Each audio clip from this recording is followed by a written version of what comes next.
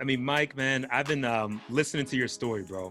I just press record too, just so you know. I just kind of go right into it, man, because Yeah. I think guys like yourself have such a powerful story that people just need to hear you kind of get it out. And I was listening to the very beginning whenever you were talking about living with your dad and just kind of knowing that, you know, that little quick little 2-second thing that we did couple weeks ago. I just started watching some of your actual content about building up people. Dude, I'm a fan, bro. You know what I mean? Thank Like you. I became a fan quick, man. So I Thank mean, you. Mike, C-Roc, man, I want to welcome you on to the Sales Culture Podcast. But first and foremost, man, you know, this whole question of what are you made of pretty much how you open up, I think is dope. I think it's a great way to start. So I'm going to flip that. I'm just going to put that back on you basically. And you got to start with what are you made of, man? I love it, man. First of all, thank you for having me and allowing me to share my story and my content to your audience and yourself, man. I appreciate that. I always like to show gratitude.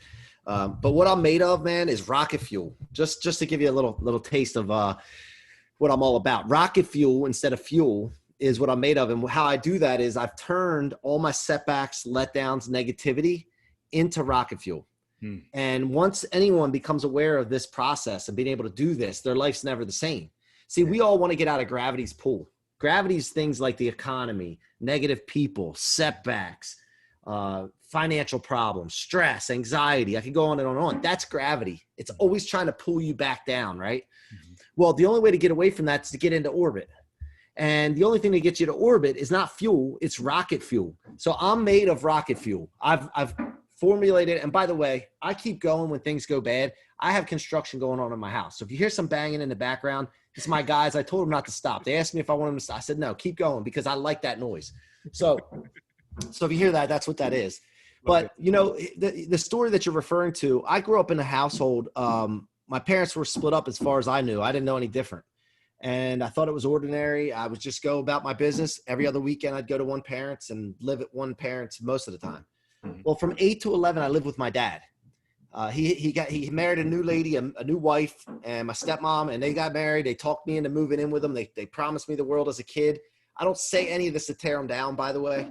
I don't remember what, or maybe know everything that was going on. But I just, from my point of view, I felt like I got sold into living there. 3 years, emotional, psychological abuse, conflict, child support, custody issues, parents not getting along, fights. I mean, it's just my life, right? I think it's ordinary though as a kid. I didn't know any different. Right. And so, you know, it's not the worst childhood you could possibly have. I know people have had it worse than me. That's not why I'm sharing this story, but I'm sharing it for people that have had it worse than me. So they know how to react and how to overcome that. So after 3 too, though, right, Mike? You were in like outside of Philly. Okay, cool. Yeah. So the thing is that I understood at that age that you needed an environment to be conducive to happiness. I didn't know the word conducive back then, but I knew I needed an environment or culture or something that I wasn't getting there. And so I was sick to my stomach every day. I would come home or every weekend I would come home from my mom's going over these hills in southeastern Pennsylvania. And she knew there was anxiety there and she started questioning me. And I said, you know, I got to tell you, I'm not feeling the right way. This is what's happening. This is what's happening. I'm going to leave some of the details out. Yeah. And she said, that's not normal, Mikey. They used to call me Mikey. It's not normal. You know, the thing about it is that at the end of the day, you're supposed to be in a household that's building you up. And, you know, so I said, all right, well, get me out of here then. So she filed court papers. She said, if I do this, you got to stick to your guns.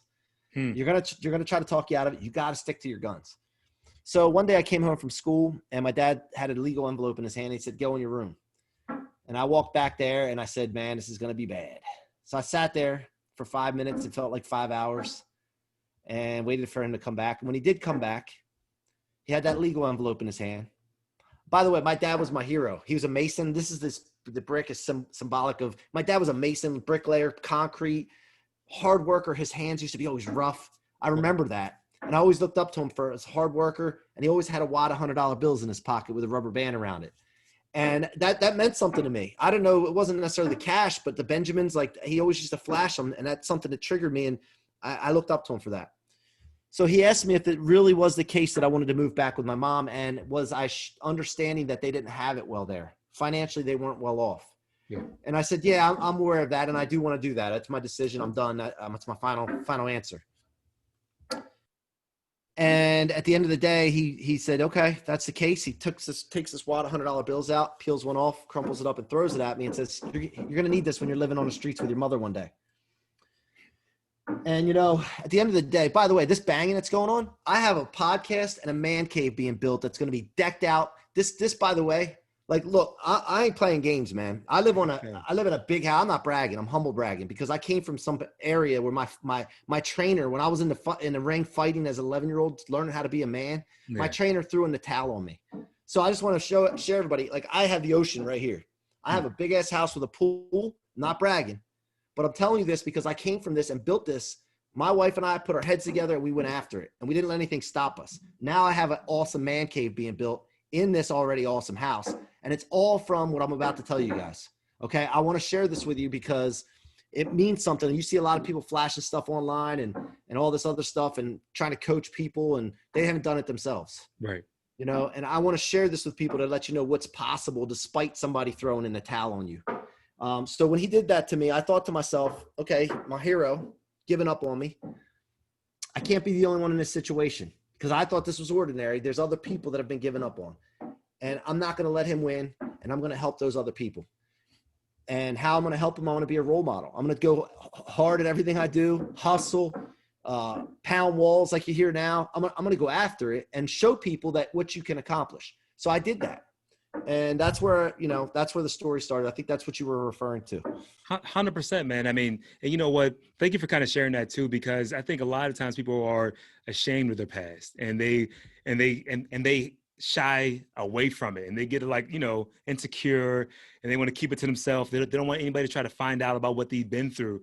But that's where the actual juice is though, right? I mean, that's where the real rocket fuel, as you kind of break it down, is, because you can have that chip on your shoulder about things that happen in life, but it's different when you kind of really embody it and say, this right here is not going to stop me, man. So how'd you get to that place though? I mean, that's the part that I'm really curious about. Like, how'd you get to that level of not just being motivated? Because it's one thing to be motivated. Motivation comes and goes, right? Like you can have a great day, hyped up, you did everything that you're supposed to do, you execute it, great day. You have a little hiccup in the road, lost that motivation, comes out the tank for a lot of people, right? How do you kind of maintain that actual marathon pace at that speed though, man? Because you're obviously getting things done. One, I didn't want to let him win, and I still don't. 30 some years later. So Wow. What I would suggest, first of all, is find something in your life. Mm-hmm. Find something. Everybody's got something. I don't care how old you are. Something in your life where somebody told you couldn't, some negative thing happened, somebody laughed at you. It could be a little thing. Look, Michael Jordan used the guy that beat him out on the high school basketball team and invited that same guy to his Hall of Fame induction speech. It's crazy. So think about that. Tom Brady, the fact that people with Deflategate and he got drafted in the 6th round, he used that stuff to feed him when he didn't feel like going forward, when he had a tough day. He kept remembering, oh yeah, okay, I remember that. And so when you find that one thing or several things and you convert it into rocket fuel, you're unstoppable, man. And the thing is that once you also start looking for problems, you start looking for setbacks, it changes your life. And that's why I have to share this with people, because it works for me and I've seen it work for other people. But the story though, the story, Joe, is what matters. And people in sales, since this is a sales podcast, in sales, if you share your story with people, it gives them an opportunity to relate to you and connect with you before you try to close them or demo them. Okay. You share your story with them and connect. And the reason most people don't share their story is because, one, they're embarrassed, like you said. They think it's ordinary. They don't think anybody cares. And the most important one is they underestimate the power of their story and how it could inspire millions of people. So it's very important to share your story with people. I love that, man. I was talking to a couple people earlier today and they were trying to build out their whole pitch deck about what, they want to try to present all their services. And it was a very logical pitch deck. It was a very data driven, numbers focused. And I'm like, yeah, that's cool. And you guys got the problem nailed down. You can make it objective. It's quantified. I got all that, but there was no emotion behind it. Right. And like, at what age did it click for you though, man? Because obviously, I think that maybe I listened to about 3 or 4 different episodes back to back. And I was like, damn, this guy gets it. Because like I was starting to get drawn into it, man. So like at what age did it kind of hit you like, man, I got to start sharing this for real on a regular basis, not just from a data standpoint, but from more of a emotional side? Really, a year and a half ago. Get out of here. What? It's been that short because, Okay. I've been in sales for, 1998. I started in-home sales, man. I was in home trying to close deals that night. The people didn't even know I was coming to sell them something. I mean, I was. What was your first product? Yeah. It was water treatment systems. Okay. Yeah. And I would go into houses and test water and show people what their water quality was compared to what it should look like, and say, hey, listen, I can fix this for you. Let me show you. Yeah. And then I would demo them. And, I did that for 9 years, knowing that wasn't my end game. And I learned and cut my teeth there and learned how to close, handle objections, build rapport, all that stuff. And then I got into the real estate after that. But 2 years ago, year and a half or so, I went through another phase where a mortgage company that we were working for, some unethical things happened with the leadership and the ownership of the company. I had 22 employees at the time under my management. And, a lot of things happened that on the outside, people would say, hey, C-Roc, that's not your fault, man. That wasn't but I take 100% responsibility because I didn't hold leadership accountable to a culture, and understanding that just because somebody produces, if they're a-holes and they're not doing what they're supposed to do and they're not buying in, they don't belong there. I don't care how much they're doing. Little things like that. That company faltered and failed. And we basically, I got complacent and comfortable and broke down, man, it was like a 3-month period where I was just exasperated, stressed out, anxiety. The company was falling apart and right before my eyes. And, having responsibility of 22 people and their families on your shoulders is not the greatest feeling when things aren't going well. And you feel like, because I take 100% responsibility in everything, or at least I try to, it's not a good feeling. So I broke down in front of my wife for the first time back in 2017, late 17. And I said, I can't do this anymore. I did something wrong here. I can't do this anymore.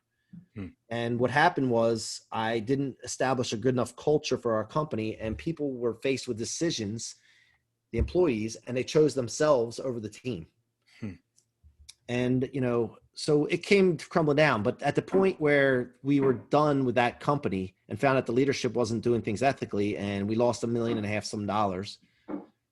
It was just under $1.5 million. At that moment, man, I thought to myself, okay, we're going to do something different here. 22 employees looked at me and said, now what? And I said, we got to do something different, man. So we switched platforms to Nations Lending. This is the company I work for now. I'm an area manager for a large 40 employees now. We've developed and grown to 40 employees. And we started with culture this time.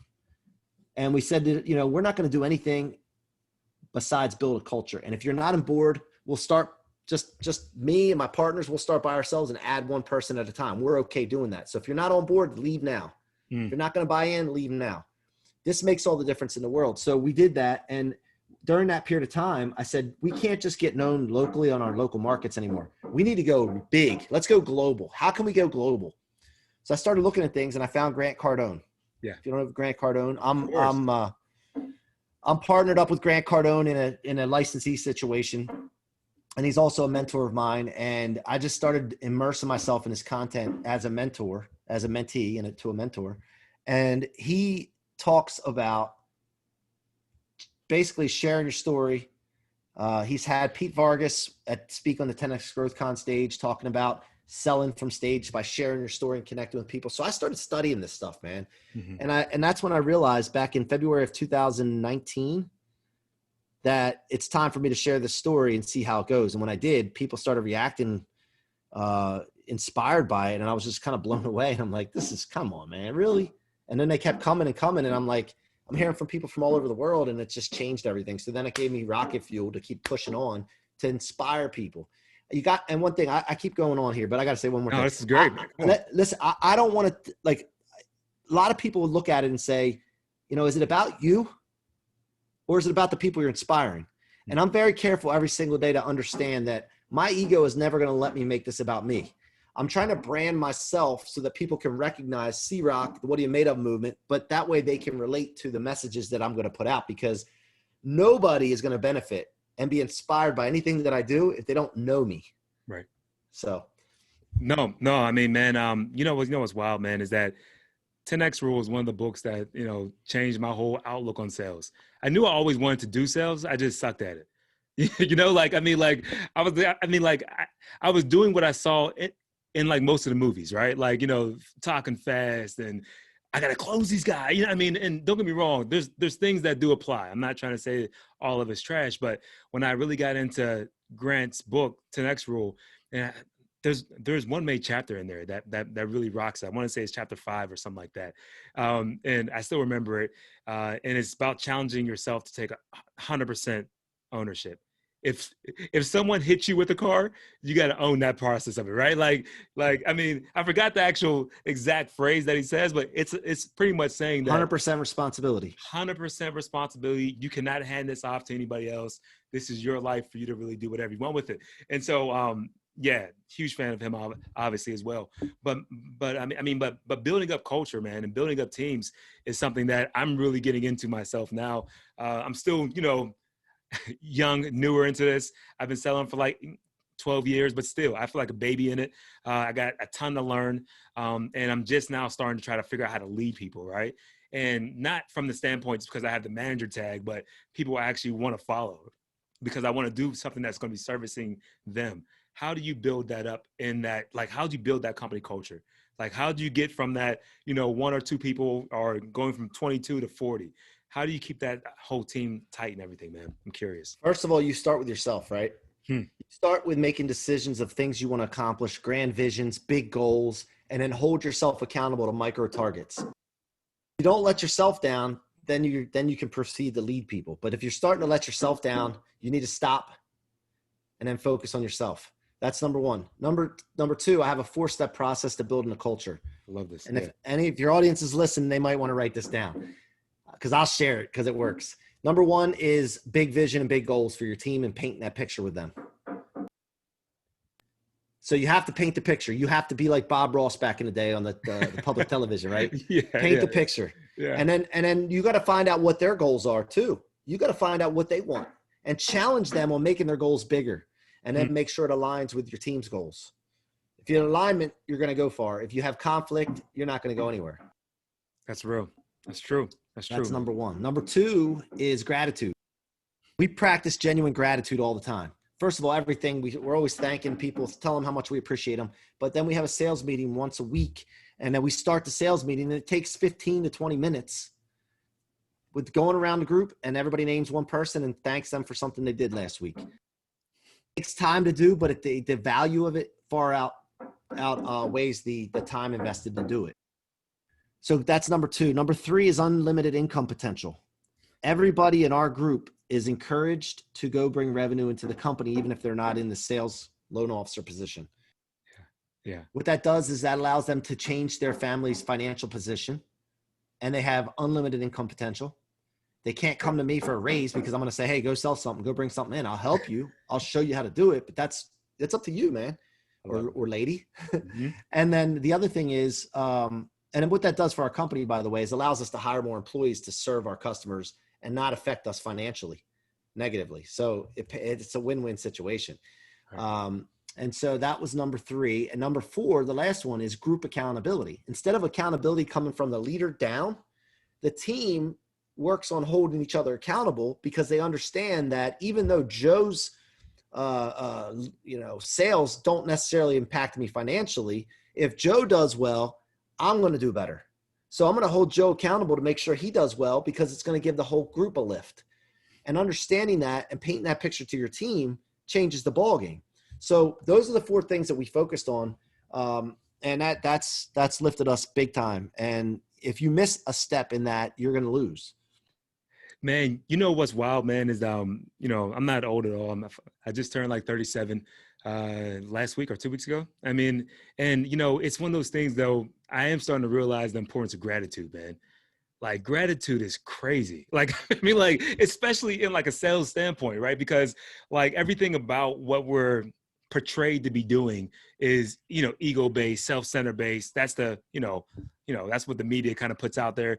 But people that are really in it, there is a huge sense of gratitude. Like, how'd how'd you kind of get to that piece of the puzzle? Because gratitude is something that if I try to take it to my team, they're like, oh man, Joe, you're going to give me that soft, fluffy woo-woo stuff. But I'm like, no, I'm doing it for myself. And on the days that I write down what I'm like thankful for, it changes me that day. And the days I Yeah. don't, it doesn't. Like I can noticeably tell there's a different shift in me. So how'd you kind of come to that piece of it, of gratitude? So gratitude eliminates things to complain about, period. So if you're a complainer, you find yourself complaining, you're around people that are complaining, gratitude will eliminate it. And what happens is when you do gratitude or practice gratitude, you're putting the energy out into the universe for your creator. I believe in God. Some people believe in energy, whatever. I believe in God. But I'm putting the energy out into the universe to the creator, whoever's providing the things that I have, to let them know that I like what I have. I'm thankful for what I have, and I want more. And what happens when you practice gratitude, things to complain about disappear, and then you get more of what you're thankful for. That's one. But where I got it from, Joe, is a book called The $1 Trillion Coach. Okay. Here's the thing. It's about a coach, a business coach, and a football coach named Bill Campbell. He passed away. He was the coach at Columbia University football. They weren't very good wins and losses, but he was building people. And then he became the business coach for the founders of Google. Now, if I get that out of that book, and it's called $1 Trillion Coach, and a guy that coached the guys, the founders of Google and Apple, and he's friends with Steve Jobs, all that jazz. If it was good enough for them, it's good enough for me. Yeah. So that's where I got it from. I implemented it into our company, and everybody loved it. They're thankful for it. The animosity in our group went away. And, you know, I when something works for me, man, I share it. So anybody that doesn't do it is basically just, you know, they're giving up on themselves, really. And that's the thing. Like, I don't understand why people wouldn't practice gratitude after seeing the results and seeing what it does for people. No, man, it's true. I mean, is it really just as simple as, hey, a round robin, you know, somebody's open up about what you're thankful for today? Is it just that simple, or is there any more steps to it? No, it's that simple. I mean, when you go around a group of people with 40 employees and take, 15 seconds to say, hey, listen, I want to thank Katie. Katie did a great job on my loan last week. She went above and beyond. She actually checked in after hours to make sure it got done. I really appreciate her for doing that. Now, when that processor, Katie, hears the loan officer saying that to her, what is she going to do next time when that loan officer needs something? She's going to run through walls for him. So why wouldn't you do that? And so otherwise your processing staff gets animosity towards the sales guys because the sales guys make all the money but don't do any of the work because they're doing the hard, busy work. Yeah. And that stuff gets eliminated when you're thankful and you show gratitude, and it's purposeful, intentional. And then what you'll see after practicing that exercise throughout the week, you see people start to lift each other up. They treat each other differently, and it carries through. So I got to ask you too about this other one, man. Group accountability. Like, I already know for sure it works from being on teams. Like, whenever there's a atmosphere on a team where someone's holding someone else accountable, like it's just a different squad, right? But how do you build that up in a team, I guess? You got to paint the picture. First of all, you got to paint the picture and tell people what you expect, why you expect it, why it's going to work. But then it doesn't end there. It's an ongoing, constant thing, just like the unlimited income potential. That's not something you just put out there and say, hey, this is what we're going to do. Go get it. You got to constantly talk about it as a leader, constantly talk about it to the team and remind them over and over again what we're due here, because they got their family life. They got things coming at them on the news. They got politics coming at them. They got all kinds of notifications on their phone. People forget things. And so you got to constantly bring it to them over and over again and remind them of it so that they maintain that attack. And like for us, it's not 100%. It's never going to be 100%. But the idea behind it, and if you start getting progress and incremental progress with it, it changes your whole company. Love it. No, man. Like, honestly, this is something that I've been curious about. Building people is something that gives me purpose in sales. Because it's one thing to kind of, obviously I want to make the money, super motivated. Money's definitely a play for me, 100%, but it doesn't bring everything. I like there has to be more purpose behind it, and really building and watching other people grow and go from one place to another, just as I'm trying to do with myself. It just brings more, it just brings more meaning to actually, trying to clock in every day, man. So we are about to wrap up though, man. But I mean, you got to tell me, where are you going next, man? I mean, because you got this great podcast booming. I mean, you're obviously still crushing it with the actual mortgage lending, but what's next for you in your business, man? I got a book coming out called Rocket Fuel. It's coming out towards the end of this year. And if your listeners go to the Mike C-Roc with no K, themikecroc.com, they can subscribe there to the podcast as well as get a copy of the free book when it comes out. I'm going to sell the book. I'm not giving them away for free all the time. I was about to say free book. Come on, man. No, but I mean, I'm giving it away for free to people that are listening to the podcast and taking the time to listen to me talk. And you know, they can take advantage of it then and share what they get out of it. But there's a lot of value in it. It's going to share more of my story in detail, but also just I'm going to also add some lessons in there from the guests that I've had on my podcast as well. Oh, that's great. That's great, man. All right. So right before you kind of plug how people can actually find you and everything, number one lesson that you learned from your guests so far? I see a common thread, a common theme, I should say, with all the guests. And that is overcoming obstacles. Like, they don't quit. They look for problems to solve. Problems create a purpose in your life. A lot of people want freedom in their lives, right? And at the end of the day, we don't really want freedom. We want to be able to have problems that we've created in a good way to solve, not having problems in a bad way that we didn't solve that we're trying to like get away from. So I think overcoming things and turning those setbacks that you may have and negativity into rocket fuel. That's a common theme I keep seeing that successful people have done. And, you know, that's why, I continue to paint that picture. Besides obviously having big, giant visions and goals, thinking big, taking limits off, man. Mike, C-Roc, man, this has been great. That's a perfect way for us to kind of close it out. Please tell everybody how to find you, Instagram and all the rest of that good stuff too, please. Yeah, Instagram, it's Mikey, M-I-K-E-Y C-Roc, M-I-K-E-Y C-Roc on Instagram. That's the best place for me. I'll answer my DMs and chat with people. I got a good following on there and a lot of content pumping out through there. And so if you get on there and message me, I'd love to connect with you. Boom. That's it. It's a wrap. I'll have all the actual links in the actual show notes. So with that said, it's a wrap, man.